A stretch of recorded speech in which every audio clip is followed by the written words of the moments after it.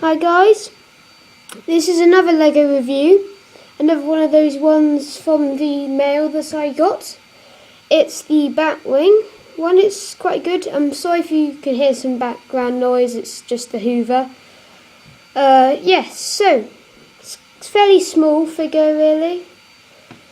Well, not figure but model. It's a fairly small model. It's quite cool. Looks very shiny on here. It is quite shiny in real life. But anyway, let's get on with the review. So here's the model, as you can see. Very nice. We'll get to that in a minute. But just move that out of the way. Here, if I just move it a bit and then move it. There we go. So yeah, all the stuff in the back nobody ever reads. So yeah.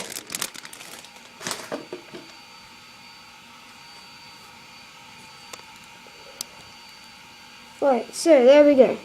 I'm probably going to do another review of another model as well as this one, so keep your eyes out for that. But anyway, so here it is. Nice little jet thing on the back. There's flick missiles on the, under part of it, so it's, normal stuff. So yeah,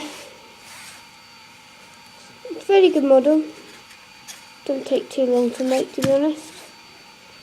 So yeah, that was my quick review of.